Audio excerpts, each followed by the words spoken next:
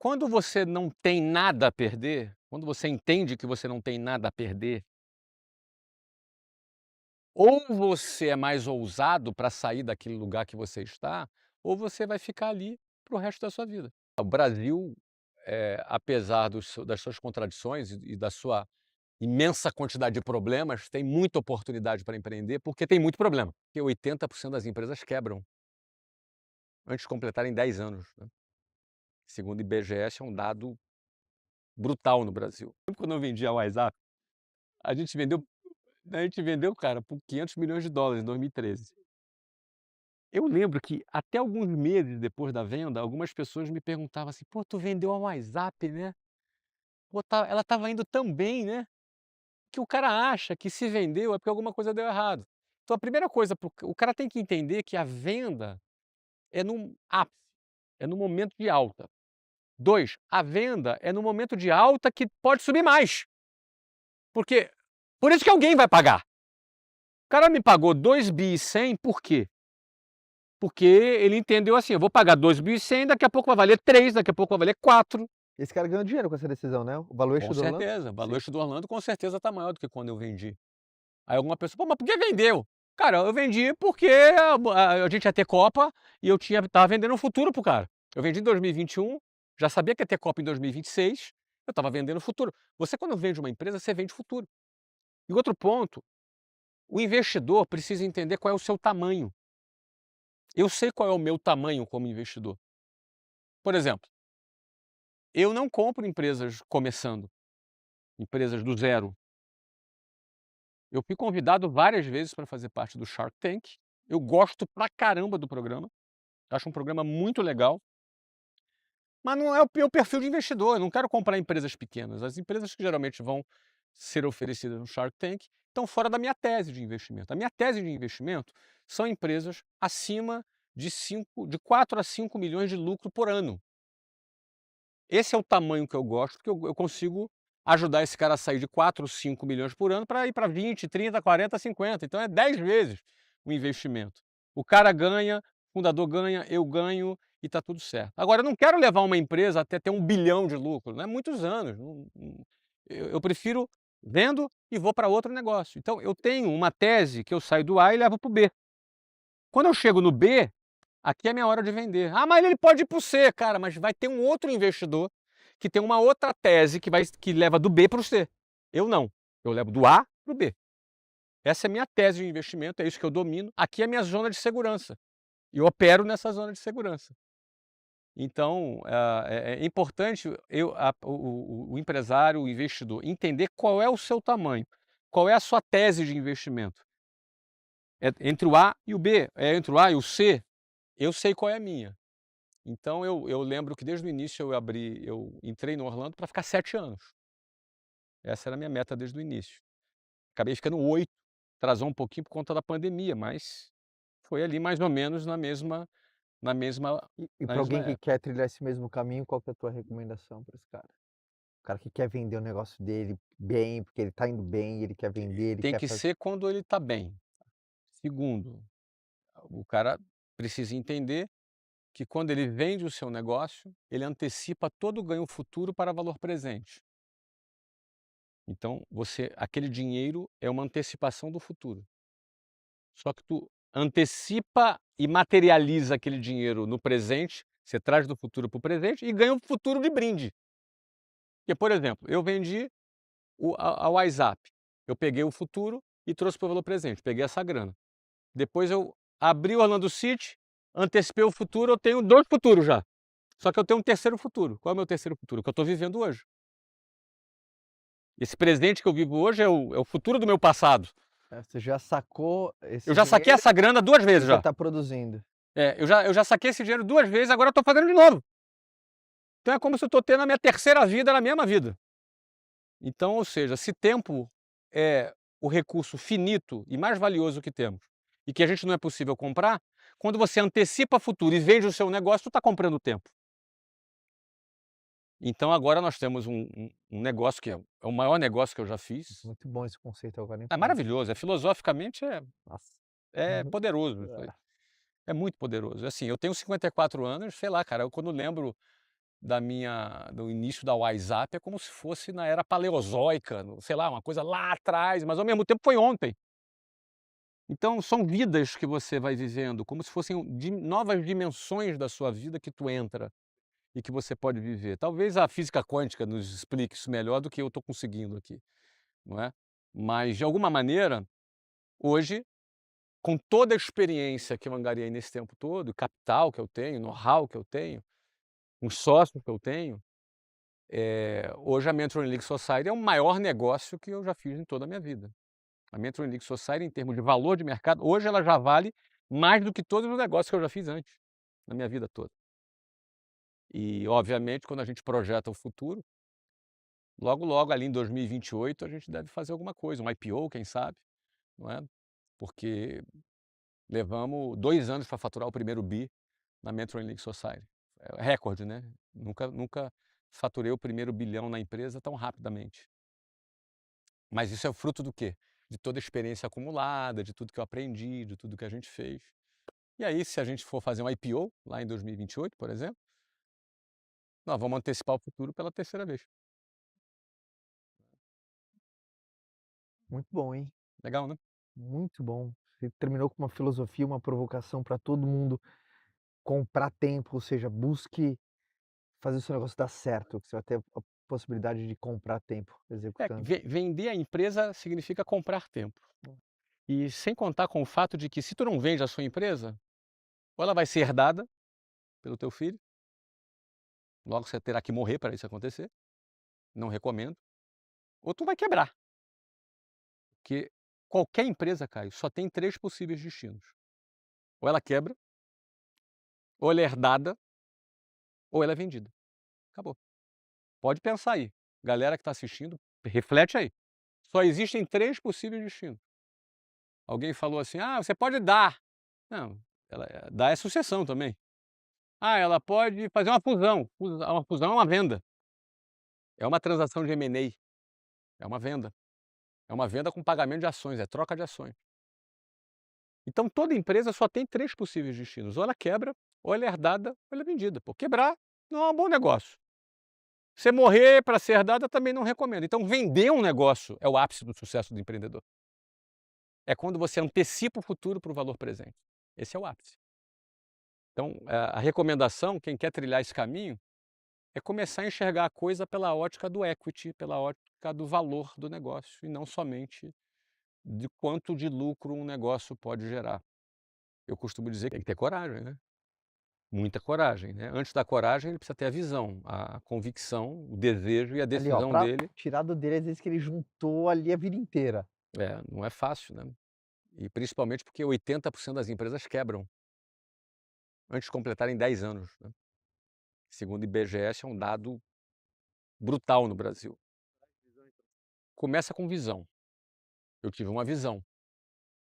Minha visão foi que o futebol nos Estados Unidos estava em crescimento. Eu estava certíssimo. Tanto é que eu comprei por X, vendi por Y e hoje já tá Z, entendeu? Ou seja, é uma é uma tendência que se confirmou naquela visão. Mas aí, cara, não adianta nada você ter a visão e não ter coragem. Você tem que ter coragem para fazer o cheque. Tem que ter coragem. Eu lembro que eu e a Luciana discutindo o assunto, a Luciana me pergunta: "Qual o pior que pode acontecer?" Eu falei: "Ah, dá tudo errado, o clube fechar e a gente perder US$ 120 milhões". Aí ela: "Só isso? Ah, então vamos". Ah, tudo bem. Não era uma fração do meu patrimônio, não é, e eu tinha uma visão, acreditava que iria crescer. E o terceiro pilar da visão coragem tem que ter competência, porque na hora de executar você precisa ser competente, né. A gente tinha 76 vendedores, inauguramos com 62.500 torcedores e 70% vendidos. Nada disso foi espontâneo, é a nossa competência de vendas, nossa estratégia, nosso marketing, nosso lançamento, a maneira como a gente envolveu a cidade. A cidade tinha orgulho do clube, pô, o nome era Orlando City, ou seja, a gente criou um argumento de criação de identidade para uma cidade que se sentia Mickey Mouse. Uma cidade em que um personagem de uma empresa privada era mais famosa do que a cidade. Então Orlando tinha um buraco, um gap de identidade. O Orlando City preencheu esse gap, e a gente conseguiu capturar essa dor da cidade e, cara, isso explica o fenômeno que foi o Orlando City, eh, até a sua inauguração, até hoje. É um clube super bem frequentado, é um clube super bem cotado dentro da liga, né. Você falou que quando você conversou com a Luciana e vocês se decidiram essa fração, que exercício você acredita que uma pessoa pode fazer para decidir qual fração do bolso, do capital que ela tem investir no negócio? Você vê que é muito Depende da é fase muito da vida. exatamente. Eu tenho 2 coisas para falar Por sobre que que isso, você decidiu que, assim, até essa fração eu vou? Ou você ia um pouquinho mais ou não, o que que acontece, Caio? Eu dei muito all in na minha vida. Cara, eu quando comecei minha primeira empresa, a WhatsApp, não é que eu dei 100% do que eu tinha, eu dei 500% do que eu tinha. Eu me alavanquei pra caramba, no cheque especial, 12% de juros ao mês. "Ah, esse cara é louco". Não, cara, louco era eu continuar onde eu estava. Então, no fundo, quando você não tem nada a perder, quando você entende que você não tem nada a perder, ou você é mais ousado para sair daquele lugar que você está, ou você vai ficar ali para o resto da sua vida. E eu tinha essa consciência plena, você entendeu? Então eu dei muito all-in na minha vida, muito all-in. Cara, no Orlando eu não dei all-in. Não foi all-in, foi uma fração da minha foi uma fração do meu patrimônio, entendeu? Ou seja, eu não tinha, eh, eu entendia que se alguma coisa desse errado ali, eu aprendi, eu tive experiência, eu vivi uma coisa que eu estava afim de viver, que eu queria viver, que eu estava com vontade de viver. Só que ao mesmo tempo a visão que eu tinha era que ia crescer muito, que a liga estava em crescimento. E eu tinha exemplo da NBA, das outras ligas, sabe. E ao mesmo tempo eu tinha competência, eu sabia, eu sabia vender, eu sabia gerir, eu tinha uma competência de gestão e negócio para fazer. E por último eu estava disposto a pagar o preço, trabalhar, fazer o que tivesse que acontecer, fazer o que tivesse que fazer para fazer acontecer, você entendeu? Então essa pegada é o que eu acho que define, entendeu? Não tem uma matemática, não tem um método, entendeu? Eu enxerguei, estava afim de fazer, era capaz de fazer, se desse errado, estava disposto a perder, não ia me machucar, você entendeu? Óbvio que US$ 120 milhões era muito dinheiro e ainda é muito dinheiro, mas eu estava disposto, você entendeu? pra você qual é a diferença do passo de fé pra imprudência? Quando o cara tá dando um Cara, passo de eu fé, acho que quando não ele tá foi sendo nem um imprudente. passo de fé e nem uma imprudência. Eu acho que o passo de fé é você acreditar naquilo que você não vê. Não era fé, eu estava vendo, eu tive uma visão, eu sabia que eu era capaz de fazer. Todas as características necessárias para eu dar certo eu tinha. Eu sabia vender, eu sabia gerir, eu fiz as análises, ou seja, não era fé. Fé é quando você acredita em alguma coisa que você não vê. A fé é a certeza daquilo que você espera e daquilo que você não vê. Eu via.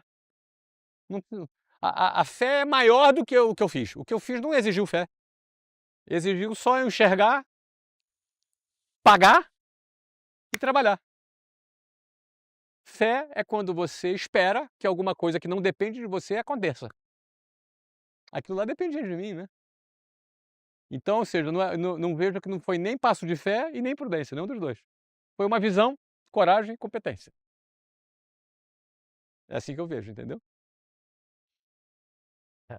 Empreender fora do teu país foi uma novidade pra você. Isso foi uma novidade. Foi a primeira vez que não, mais ou menos, né, eu já tinha assim, eu tinha franquias fora do Brasil, né, tinha na China, tinha no México, na Colômbia, na Argentina e no próprio Estados Unidos. Ali não, eu estava criando e investindo num negócio meu diretamente, né, foi a primeira vez. Você viu alguma diferença? Principalmente no começo, você falou assim: "Cara, não sabia que jogar War assim É bem é diferente. bem diferente". Eu vi Qua bastante diferença. quais são? É que também, apesar da diferença, eu entrei muito por cima, né, cara. Você diz num negócio de prestígio, Forma você muito começou prestígio, né, cara. Assim, os americanos valorizam o sucesso, né. Valorizam muito o sucesso. Então fui muito bem tratado, muito prestigiado. Em 2015, que foi esse ano que a gente inaugurou, saiu aqui a lista das 50 personalidades mais poderosas de Orlando. O primeiro lugar, obviamente, foi o prefeito de Orlando, né. Em segundo lugar fui eu. Terceiro lugar foi o dono do Orlando Magic, quarto lugar o presidente da Disney. Imagina o impacto que a gente estava criando aqui nessa cidade, eu tenho essa revista lá, até hoje em casa. O impacto que a gente estava criando na cidade, né. Então a gente foi assim, o brasileiro que realizou o maior negócio da Flórida. mais para um empreendedor não num negócio de quem tá por cima. Que você vê que pra ele é diferente empreender nos Estados Unidos? A cultura, a língua, montar a Mas a equipe língua aqui, mas a língua, cultura mas cara, no diferente. final das contas eu acho que os fundamentos são os mesmos, né. Você vai ter que vender, você vai ter que liderar, você vai ter que ter uma creche de adultos, você entendeu? Tu vai ter que investir em marketing, vai ter concorrência. É é como se fosse o seguinte, jogar futebol no Brasil é igual jogar futebol nos Estados Unidos. Talvez nos Estados Unidos você vai ter que correr mais, no Brasil vai ter que ter mais habilidade, entendeu? Mas no final das contas os fundamentos, na minha visão, são muito parecidos, os fundamentos são muito parecidos, né. Nos Estados Unidos tem menos burocracia, você tem acesso a mais crédito, você tem algumas diferenças, mas por outro lado, mão de obra é mais cara também, tem mais concorrência, enfim, tem as suas diferenças, né. Mas aqui no clube, cara, pra mim foi uma delícia, assim, foi uma experiência sensacional. Você falou aqui os americanos valorizam o sucesso, Valorizo, no cara. Brasil você acha que não? Eu acho que existe uma parcela da população que valoriza o sucesso, sim, no Brasil, mas existe uma grande parcela da população que o sucesso é uma ofensa. Desperta inveja, desperta instintos muito primitivos, entendeu? Talvez alimentado por ideologias políticas ou até equívocos religiosos na interpretação do que as pessoas pensam ser pecado, como se dinheiro fosse um pecado. Então eu penso que uma linha do voto de pobreza, mais uma linha político-ideológica e mais uma linha de uma inveja pessoal, o sucesso seja menos celebrado e ele acabe eventualmente sendo objeto de ofensa, né, a pessoa se sente ofendido pelo sucesso. Aqui nos Estados Unidos é bem menos, né, esse grupo existe também. Ele também existe, esse grupo, mas existe um pensamento majoritário onde o sucesso é celebrado e é reconhecido. Então eu como latino-americano, como brasileiro, sempre me senti muito prestigiado nos Estados Unidos. Até hoje aqui nos Estados Unidos, a forma como o americano me trata é bem com bastante prestígio, né.